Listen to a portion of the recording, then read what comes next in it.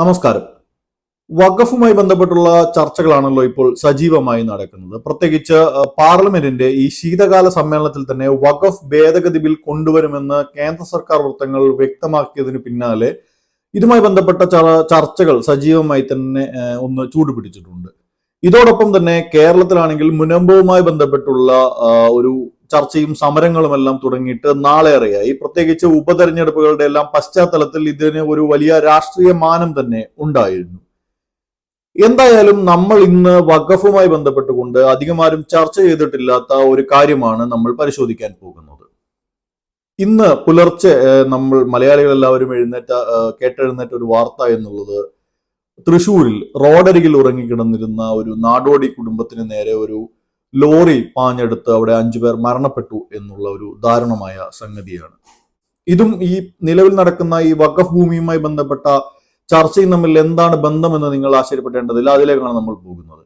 അതായത് ഇത്തരത്തിൽ സ്വന്തമായി ഭൂമിയില്ലാത്ത, സ്വന്തമായി പാർപ്പിടമില്ലാത്ത നിരവധി ആളുകളുള്ള ഒരു രാജ്യത്താണ് ഒരു മത ബോഡി ഇത്രയധികം ഏക്കർ ഭൂമി സ്വന്തമായി കൈവശം വെക്കുന്നത്. ഇത് വഖഫ് മാത്രമല്ല, ക്രിസ്ത്യൻ ചർച്ച് ഇവിടെ വലിയൊരു ഭൂമിയുടെ ഉടമസ്ഥാവകാശിയാണ്.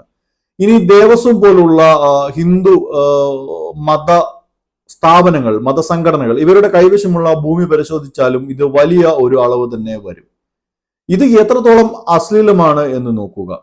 അതായത് നിരവധി ആളുകൾ, ഈ ആളുകളെല്ലാം തന്നെ വിവിധ മതങ്ങളിൽ വിശ്വസിക്കുകയും അതിന്റെ ആചാരാനുഷ്ഠാനങ്ങൾ പാലിക്കുകയും ഒക്കെ ചെയ്യുന്ന ആളുകളാണ്. ഇവർ ഇവിടെ സ്വന്തമായി കിടന്നുറങ്ങാൻ ഒരു ഭൂമിയില്ലാതെ, സ്വന്തം ഒരു മേൽവിലാസം ഇല്ലാതെ, അല്ലെങ്കിൽ ഒരു വീട് കെട്ടാൻ ഇടമില്ലാതെ ഇവിടെ ഇങ്ങനെ അലഞ്ഞു തിരിഞ്ഞു നടക്കുമ്പോൾ, അല്ലെങ്കിൽ ഈ ജനിച്ചു വീണ ഭൂമിയിൽ തന്നെ അഭയാർത്ഥികളെ പോലെ ജീവിക്കുമ്പോഴാണ് ഈ മതങ്ങൾ ഇത്രയധികം ഭൂമി കൈവശം വെക്കുന്നത്. ഇനി ഈ മതങ്ങളുടെ കൈവശം എങ്ങനെയാണ് ഇത്രയധികം ഭൂമി വരുന്നത്, അതിന്റെ ഒരു രാഷ്ട്രീയ സാമൂഹിക പശ്ചാത്തലം എന്താണ് എന്ന് പരിശോധിക്കാം. നിലവിൽ ഇവിടെ പറഞ്ഞു കേൾക്കുന്നത് വഖഫ് വിശ്വാസവുമായി ബന്ധപ്പെട്ട ഒരു സംഗതിയാണ്. അതല്ലെങ്കിൽ ക്രിസ്ത്യാനിറ്റിയോ അല്ലെങ്കിൽ ഹിന്ദു മതവുമായി ബന്ധപ്പെട്ടോ അവരുടെ വിശ്വാസപരമായ ഒരു കാര്യത്തിന്റെ പുറത്ത് അവർ ഭൂമി എഴുതി വെക്കുന്നു എന്നൊക്കെയുള്ള കാര്യങ്ങളാണ് നമ്മൾ ഇങ്ങനെ കേട്ടുകൊണ്ടിരിക്കുന്നത്. നമുക്കതിന്റെ വസ്തുത ഒന്ന് പരിശോധിക്കേണ്ടതുണ്ട്. കേരളത്തിൽ നിലവിൽ പ്രശ്നം നടക്കുന്ന മുനമ്പം ഉൾപ്പെടെയുള്ള വിവിധ ഇടങ്ങളിലെ കാര്യം തന്നെ നമുക്ക് ആദ്യഘട്ടത്തിൽ പരിശോധിക്കാം. മുനമ്പത്ത് തന്നെ ഏതാണ്ട് 1900 തുടക്കത്തിലൊക്കെ ഇവിടെ എത്തിയ ഒരു മുസ്ലിം കച്ചവട ആവശ്യത്തിന് വേണ്ടി തിരുവിതാംകൂർ രാജാവ് ലീസിന് നൽകിയ ഭൂമിയാണ് ഈ മുനമ്പം എന്നാണ് നമുക്ക് രേഖകളിൽ നിന്ന് വ്യക്തമാകുന്നത്. ഈ ഭൂമി പിന്നീട് അതിന്റെ സന്തതി പരമ്പരയിൽപ്പെട്ട ആളുകളിലേക്ക് കൈമാറ്റം ചെയ്യുകയും അതിൽ ആ കാലഘട്ടത്തിൽ ഉണ്ടായിരുന്ന ഒരു അവകാശി ഈ ഭൂമി വഖഫായി രജിസ്റ്റർ ചെയ്തു കൊടുക്കുകയും, അതായത് ഫറൂഖ് കോളേജിന്റെ പേർക്ക് രജിസ്റ്റർ ചെയ്തു കൊടുക്കുകയും ചെയ്തു, എഴുതി വെക്കുകയും ചെയ്തു എന്നുള്ളതൊക്കെയാണ് ഇതുമായി ബന്ധപ്പെട്ട കാര്യങ്ങൾ. ഇത് പലരും ചർച്ച ചെയ്യുന്ന കാര്യമാണ്. എന്നാൽ ഇതിൽ ശ്രദ്ധിക്കപ്പെടാതെ പോകുന്ന ചില കാര്യങ്ങളുണ്ട്. ഇതിന്റെ തുടക്കം തന്നെ എടുക്കുക. തിരുവിതാംകൂർ മഹാരാജാവ് ഭൂമി അവിടെ കച്ചവട ആവശ്യത്തിന് വന്ന ഒരു കുടുംബത്തിന് അല്ലെങ്കിൽ ഒരു വ്യക്തിക്ക് കച്ചവട ആവശ്യത്തിനായി ലീസിന് കൊടുത്തു എന്നാണ് പറയുന്നത്. എന്തായാലും ഇതൊരു തരിശു ഭൂമിയാവാൻ ഇടയില്ല. ആ കാലഘട്ടത്തിൽ തന്നെ അവിടെ കുടിയാന്മാർ ഒരുപാട് പേർ താമസിച്ചു കൊണ്ടിരുന്നിട്ടുണ്ടാവണം. അത് വസ്തുത തന്നെയാണ്. കാരണം കേരളത്തിൽ ആ കാലഘട്ടത്തിൽ ഇവിടെ ഭൂമിയുടെ അവകാശികൾ എന്ന് പറയുന്നത്, ഇവിടുത്തെ അന്ന് ജമീന്ദാരസവും ഒക്കെ ആയിരുന്നു ഇവിടെ ഉണ്ടായിരുന്നത്. ഭൂമിയുടെ അവകാശികൾ ജമീന്ദാർമാർ അല്ലെങ്കിൽ രാജകുടുംബമൊക്കെ ആയിരുന്നു ഈ ഭൂമിയുടെ അവകാശികൾ. അല്ലെങ്കിൽ ദേവസ്വം, ബ്രഹ്മസ്വം എന്നൊക്കെ പറയുന്ന ചില സംഗതികളൊക്കെ ഉണ്ടായിരുന്നു. ഇവരായിരുന്നു ഭൂമിയുടെ ഉടമകൾ.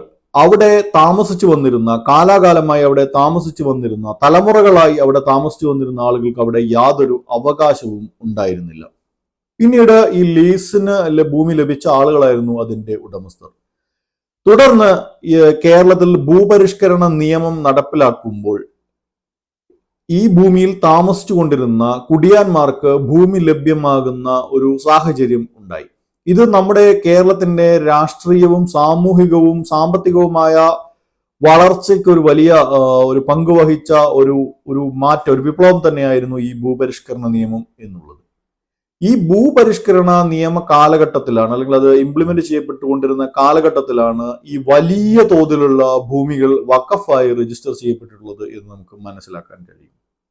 അതായത് ഭൂപരിഷ്കരണ നിയമത്തെ അട്ടിമറിച്ചുകൊണ്ട് അവിടെ കാലാകാലമായി താമസിച്ചു വന്നിരുന്ന അല്ലെങ്കിൽ ഭൂമി ഇല്ലാത്തവരായിട്ടുള്ള കുടിയാന്മാർക്ക് ഭൂമി ലഭിക്കാതിരിക്കാനുള്ള ഒരു ഷോർട്ട് കട്ടായാണ് ഈ വഖഫ് പോലുള്ള സംഗതികളിലേക്ക് ആളുകൾ ഭൂമി എഴുതി വെക്കാൻ തുടങ്ങിയത്.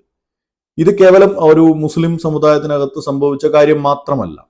നിലവിൽ പ്രശ്നങ്ങൾ ഉണ്ടായിട്ടുള്ള സ്ഥലങ്ങളെല്ലാം പരിശോധിക്കുക. അത് മുനമ്പം ആയിക്കോട്ടെ, തൃശ്ശൂർ ആയിക്കോട്ടെ, അതല്ലെങ്കിൽ കണ്ണൂർ ജില്ലയിലെ തളിപ്പറമ്പിലോ അല്ലെങ്കിൽ വയനാട്ടിലോ ആയിക്കോട്ടെ, ഇവിടെയെല്ലാം തന്നെ ഭൂ ഉടമകൾ അല്ലെങ്കിൽ ജമീന്ദാർമാരായിട്ടുള്ള ആളുകളാണ് ഭൂമി ഏക്കർ, അങ്ങനെയാണത് 600 ഏക്കർ, 400 ഏക്കർ, 800 ഏക്കർ എന്നൊക്കെ വലിയ, നമുക്ക് ഇമാജിൻ ചെയ്യാവുന്നതിനപ്പുറത്തേക്കുള്ള വലിയ ഭൂമിയുടെ കണക്കുകൾ വരുന്നത്.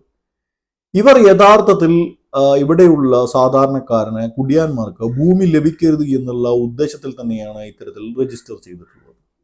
അത് ഇതിന്റെ കാര്യം മാത്രമല്ല, അല്ലെങ്കിൽ ഒരു മുസ്ലിം സമുദായവുമായി ബന്ധപ്പെട്ട കാര്യം മാത്രമല്ല. ഭൂമിയുടെ ഉടമസ്ഥാവകാശം എന്നുള്ളത്, അല്ലെങ്കിൽ മതത്തിന് ഭൂമിയുടെ ഉടമസ്ഥാവകാശം ലഭിക്കുക, മതസ്ഥാപനങ്ങൾക്ക് ഭൂമിയുടെ ഉടമസ്ഥാവകാശം ഉണ്ടാവുക എന്നൊക്കെ പറയുന്നത് ഒരുവിധം എല്ലാ മതങ്ങളിലുമുള്ള കാര്യം തന്നെയാണ്. ചർച്ചിന്റെ ഭൂമി അല്ലെങ്കിൽ അമ്പലത്തിന്റെ ഭൂമി എന്നുള്ളതെല്ലാം തന്നെ നോക്കുക. അക്കാലത്ത് മതം എന്ന് പറയുന്നത് ഒരു രാഷ്ട്രീയ ടൂളായിരുന്നു. ആളുകൾക്ക് മേൽ അധികാരം സ്ഥാപിക്കാനും അവരെ ഭരിക്കാനും ഒക്കെയുള്ള ഒരു ടൂളായിരുന്നു.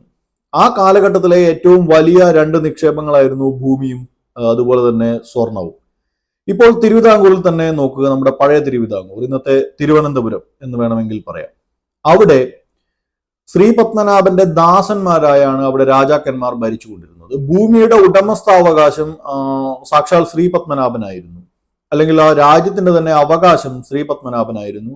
അവിടെ നിന്ന് പിരിച്ചെടുത്തിരുന്ന നികുതി, അതുപോലെ തന്നെ രാജ്യത്തിന്റെ സമ്പത്ത് എല്ലാം ശ്രീപത്മനാഭന്റെ പേരിൽ ആ ഒരു ക്ഷേത്രത്തിലാണ് അവർ സൂക്ഷിച്ചിരുന്നത്. എന്തുകൊണ്ടാണ് ഇതിൽ ശ്രീപത്മനാഭനെ കണക്ട് ചെയ്തത് എന്നുകൂടി പറയാം. കാരണം ഈ തിരുവിതാംകൂർ രാജാക്കന്മാരാണ് ഈ മുസ്ലിം കച്ചവടക്കാർക്ക് ഭൂമി കൊടുത്തത്. അതായത് ശ്രീപത്മനാഭന്റെ ഭൂമി പിന്നീട് അത് അള്ളാഹുവിന്റെ പേരിലുള്ള ഭൂമിയായി മാറുകയാണ് ഉണ്ടായത്. ദൈവങ്ങളാണ് ഭൂമിയുടെ ഓണർഷിപ്പ് കൈകാര്യം ചെയ്തിരുന്നത് എന്ന് പറയാൻ വേണ്ടി മാത്രമാണ്. യഥാർത്ഥത്തിൽ ഇങ്ങനെ ദൈവങ്ങളുടെ പേരിൽ ഭൂമി എന്നുള്ളത് ഒരു അധികാരം സ്ഥാപിച്ചെടുക്കാനുള്ള ഒരു ടൂൾ മാത്രമാണ്. യഥാർത്ഥത്തിൽ ഇവിടെ ഇത്തരത്തിൽ ഏതെങ്കിലും ഒരു ഭേദഗതി നടപ്പിലാക്കിക്കൊണ്ട് ഏതെങ്കിലും ഒരു മതത്തിന്റെ ഉടമസ്ഥാവകാശത്തിലുള്ള ഭൂമിയിലേക്ക് കൈകടത്തുകയൊന്നുമല്ല ഗവൺമെന്റ് വേണ്ടത്. മറിച്ച് നിരവധി പട്ടിണിപ്പാവങ്ങളുള്ള, നിരവധി പാർപ്പിടരഹിതരുള്ള ഒരു രാജ്യത്ത് മതങ്ങൾ, അത് ഏത് മതമായിക്കോട്ടെ, അവർ ഇത്തരത്തിൽ ഭൂമി കൈവശം വെക്കുന്നത് ഒരു അശ്ലീലം തന്നെയാണ്, വലിയ തെറ്റാണ്. അവരിൽ നിന്നും ഭൂമി പിടിച്ചെടുത്ത് യഥാർത്ഥത്തിൽ ഇവിടെയുള്ള ഭൂമിയില്ലാത്ത അല്ലെങ്കിൽ പാർപ്പിടമില്ലാത്ത ആളുകൾക്ക് വീതിച്ചു നൽകുകയും അവർക്ക് അതിന്റെ ഉടമസ്ഥാവകാശം നൽകുകയും അവർക്കൊരു മേൽവിലാസം ഉണ്ടാക്കുകയും അവർക്ക് പാർപ്പിടം പോലുള്ള അടിസ്ഥാന സൗകര്യങ്ങൾ ഉറപ്പുവരുത്തുകയുമാണ് ഭരണകൂടം വേണ്ടത്. എന്തായാലും മതം പ്രാക്ടീസ് ചെയ്യാനുള്ള അവകാശം എന്നുള്ള കാര്യമാണ് ഇപ്പോൾ നമ്മൾ ചർച്ച ചെയ്തുകൊണ്ടിരിക്കുന്നത്. അതിനപ്പുറത്ത് എല്ലാവർക്കും പാർപ്പിടവും എല്ലാവർക്കും സ്വതന്ത്രമായി ഇവിടെ ജീവിക്കാനുള്ള അവകാശവും ഒക്കെ നമുക്ക് ഈ ഭരണഘടനാ ദിനത്തിൽ തന്നെ അത് നമുക്ക് ഉറപ്പു നൽകുന്നുണ്ട് എന്ന കാര്യം കൂടി ഇവിടുത്തെ മുഖ്യധാര രാഷ്ട്രീയ പാർട്ടികൾ ഉൾപ്പെടെ ചർച്ച ചെയ്താൽ അത് ഗുണകരമായിരിക്കും നമ്മുടെ രാജ്യത്തിനും സമൂഹത്തിനും മാനവരാശിക്കും തന്നെ. എന്തായാലും മറ്റൊരു വിഷയവുമായി കാണുന്നത് വരെ നന്ദി, നമസ്കാരം.